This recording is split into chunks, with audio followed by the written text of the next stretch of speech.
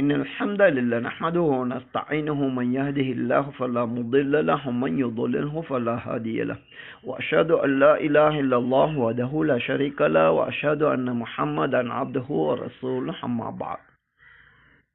நபியின் பெயரால் கூறப்படுகின்ற 4 செய்திகள் பற்றி ஒரு மனிதர் டிக்டாக் பதிவொன்றை இட்டிருக்கின்றார். அவை 4மே உண்மையான ஹதீஸ் கிடையாது என்பதே அவர் கூறுவதன் சுருக்கமாகும். இந்த பதிவை முன்வைத்து நபியின் காலத்து இஸ்லாத்தை போதிக்கும் எம்மிடம் இவர் கூறிய தகவல்கள் சரியானதா என கேள்வி தொடுக்கப்பட்டுள்ளது. வெள்ளிக்கிழமை பகலிலோ இரவிலோ மரணிக்கின்ற ஒருவருக்கு சுவனம் நிச்சயமானதாகும் என நபி அவர்கள் கூறியதாக திர்மிதியிலே ஹதீஸ் இருப்பதாக முதலிலே இவர் கூறுகின்றார். ஆனால் திர்மிதியில் உள்ள செய்தி அப்படி கூறவில்லை. வெள்ளிக்கிழமை இரவையிலே அல்லது பகலிலே மரணிப்பவரை அல்லாஹ் மண்ணறையின் ஃபித்னாவிலிருந்து பாதுகாப்பான் என்றுதான் திர்மிதியில் உள்ள செய்தி கூறுகின்றது. அந்த செய்தி உண்மையான ஹதீஸ் கிடையாது என்ற விடயத்தில் இவர் சரியாக கூறியிருக்கின்றார். அதே விடயத்தை கூறுகின்ற ஒரு செய்தி முஸ்னத் அஹ்மதிலும் இருக்கின்றது. எவரேனும் ஒரு முஸ்லிம் வெள்ளிக்கிழமை பகலிலோ இரவிலோ மரணித்தால் நிச்சயமாக அவரை அல்லாஹ் மண்ணறையின் ஃபித்னாவிலிருந்து காப்பாற்றுவான் என்ற அந்த செய்தி காணப்படுகின்றது. இது நம்பகமானதல்ல என்று அவர் கூறியிருப்பது சரியானதாகும். 4வது ஒரு செய்தி குறிப்பிடுகின்றார், பைத்துல் முகத்தஸிலே மரணிப்பவர் வானிலே மரணித்தவர் போன்று என இட்டுக்கட்டப்பட்ட செய்திதான் இருக்கின்றது என கூறுகின்றார். அதிலும் இவர் சரியாகத்தான் கூறியிருக்கின்றார். ஆனால் 3வதாக இவர் குறிப்பிடுகின்ற செய்தி, உங்களிலே யார் மதீனாவிலே உங்களால் மரணிக்க முடியுமோ அவர் அதிலே வாழ்ந்து மரணிக்கட்டும். ஏனென்றால் அதிலே மரணிப்பவருக்கு நாளை மறுமை நாளையிலே நான் சாட்சியாக அல்லது சிபாரிசு செய்யக்கூடியவராக நான் இருப்பேன் என நபி அவர்கள் கூறிய செய்தி.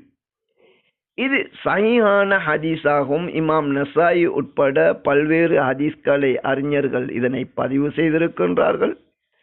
விரிவான ஆழமான ஆய்வின் அடிப்படையிலே இது நம்பகமான ஹதீஸ் என்பதற்கு சான்றுகள் இருக்கின்றன. அதனையும் சேர்த்து இவர் இது நம்பகமானதல்ல என கூறியிருக்கின்றார். வெளிப்படையிலே பார்க்கும்போது இந்த உண்மையான ஹதீஸின் கருத்து இஸ்லாமிய அடிப்படைகளுக்கு முரணானது போன்று தோன்றுகின்றது. ஆனால் உண்மை அப்படி கிடையாது. வெறுமனே ஒரு இடத்தில் மரணிப்பதால் ஒரு மனிதனுக்கு நபி அவர்கள் மறுமையிலே அவர்கள் சிபாரிசு செய்வார்களா என்றால் அப்படி கிடையாது. முஸ்லிம்களுக்கு மட்டும்தான் நபியுடைய சிபாரிசு கிடைக்கும். மதீனாவிலே ஒரு முஸ்லிமாக வாழ்ந்து மரணிப்பவருக்கு தான் நபியுடைய சிபாரிசு கிடைக்கும். இது பற்றி நாம் தனியாக தெளிவுபடுத்தி இருக்கின்றோம். ஒரு காலம் வரும், மதீனாவை விட ஏனைய ஊர்களிலே உலக வாய்ப்பு வசதிகள் அதிகரிக்கும். அப்போது மதீனாவில் உள்ள முஸ்லிம்கள் உலக வாய்ப்பு வசதிகளுக்காக மதீனாவை விட்டு வெளியேறுவார்கள். ஆனால் அவர்களுக்கு மதீனாதான் சிறந்தது என நபி அவர்கள் கூறிய உறுதியான ஹதீஸ்கள் இருக்கின்றன. அதே போன்று இறுதி காலத்திலே தஜ்ஜால் வருகின்ற போது அவனால் மதீனாவிலே நுழைய முடியாது. அப்போது மதீனா தன்னை பூமி அதிர்ச்சி என கூறுகின்ற தன்னை அது குலுக்கும். அப்போது மதீனாவிற்கு உள்ளே உள்ள முனாஃபிக்குகள் காபிர்கள் வெளியேற்றப்படுவார்கள் என சஹீஹுல் புகாரி முதற்கொண்டு ஹதீஸ்களிலே இருக்கின்றன. எனவே சுருக்கம் என்னவென்றால், மதீனாவிலே முஸ்லிம் அல்லாதவர்கள் வாழ்ந்து மரணித்தால் அவர்களுக்கு மறுமையிலே நபியின் சிபாரிசு கிடைக்காது.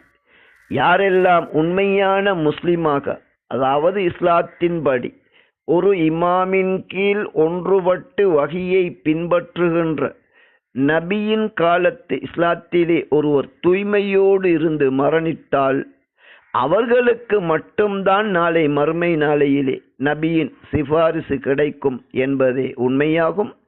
எனவே நபியின் பெயரால் 4 செய்திகள் போலியானவை என்று இவர் கூறியதில் 3 விடயத்தை சரியாக கூறியிருக்கின்றார். ஒன்றிலே இவர் தவறிழைத்திருக்கின்றார். தெரியாமல் செய்தால் இவர் அதனை திருத்திக் கொள்ள வேண்டும். இது பற்றிய தெளிவு அவருக்கு இல்லாவிட்டால், ஆலிமாக அவர் இருந்தால் அவருடைய தவறை அழகிய முறையிலே அவர்களுக்கு தெளிவுபடுத்துவதற்கும் நாம் தயாராக இருக்கின்றோம் என்ற செய்தியையும் இங்கே நாம் கூறி வைக்கின்றோம்.